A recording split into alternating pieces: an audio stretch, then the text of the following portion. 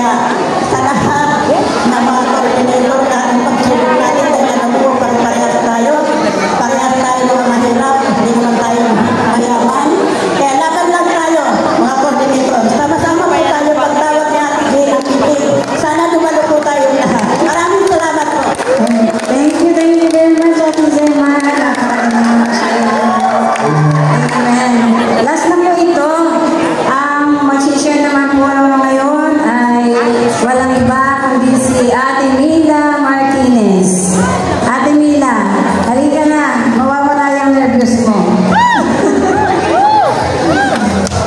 Ate Mila, bilang aktibong leader ng inyong area as BAC coordinator, ano ang malalim na pakahulugan sa iyo ng isang BAC leader? Gandang hapon po sa lahat. Ang kahulugan po sa akin ito ay naging matatag po ako sa aking pananampalataya. May dumating man po mga problema sa buhay ko ay hindi ko naging sa gabal ko po. Talagang pinaglaban ko pa ang mga telefon sa Panginoon. Wala naman po akong magkakapitan hindi siya. So, ganun pa man po na may iba't ibang mga problema na dumating sa buhay ko, pero hindi po ako sumuko na talagang maglingkod. Nandiyan pa rin po ako. Bagamat minsan-minsan may mga, sabihin natin na may mga alaga na matitigas po ang ulo, pero tuloy pa rin po ang laban. At saka dito po marami akong natutunan sa BPC na to. Dito po ako naging matatag. Dito po talagang lumago yung aking pananampalataya at pagkapwa-tao.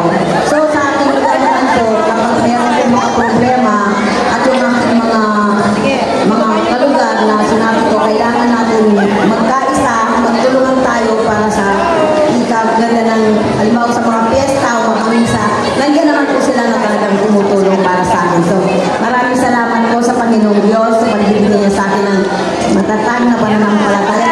Talagang may pagsulong na mabigat na dumating sa akin, pero hindi po ako sumuko, nandiyan lang po. Maraming salamat po.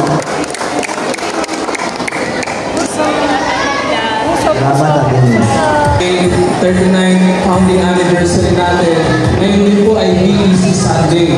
No? Kaya naririnig nyo, may mga nag-share about BEC. So thank you kay Ate Zema at kay Ate Mila na nag-share ng kanilang experiences, kanilang mga learnings. Si Ate Lingling din kanina, no? Na unang nag-share kanina. Okay, maraming salamat po. Ngayon, I think isa na lang ba to? Ate buti na lang, naitanong ko kung may nalimutan. Ang Summerville kasama niya. Okay, Kuya Ken, ready na ang ating music? Alright, palakpakan po natin ang BEC Cluster 2!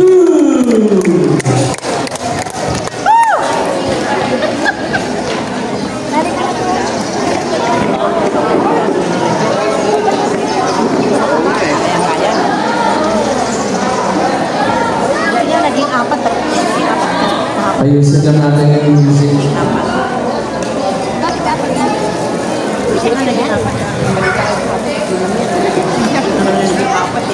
Nanganak.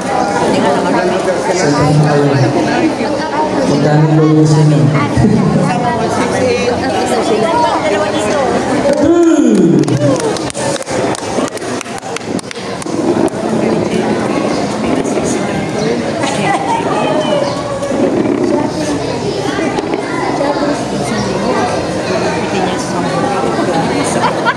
Ha?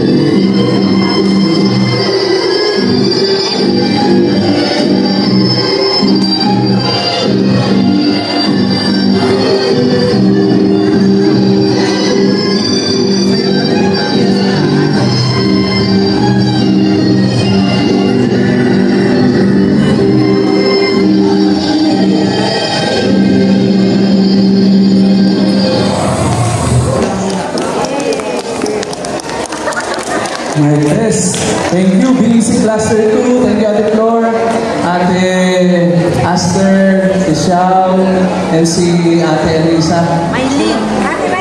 Ate Maylene, nasabi ko na si Ate Flor. Pakinggan po natin, may konting panayam tayo tungkol sa BEC. Tama, Ate Virgie? Okay, nagigita po tayo ng isang magsasalita sa atin. Siya po ay mula sa parish ng San Juan de la Cruz. Okay?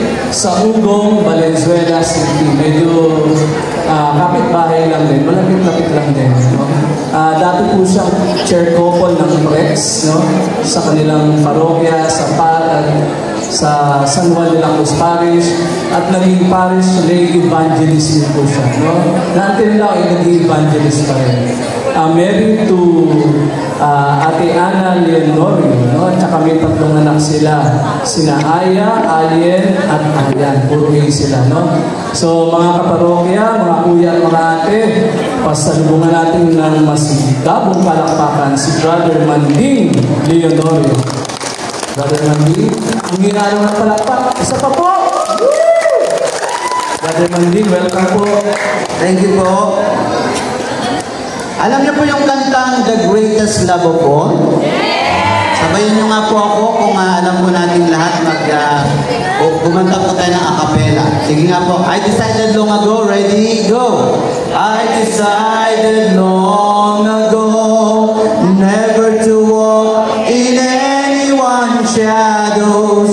If I fail, if I succeed, at least I live as I believe. No matter what they take from me, they can't take away my dignity,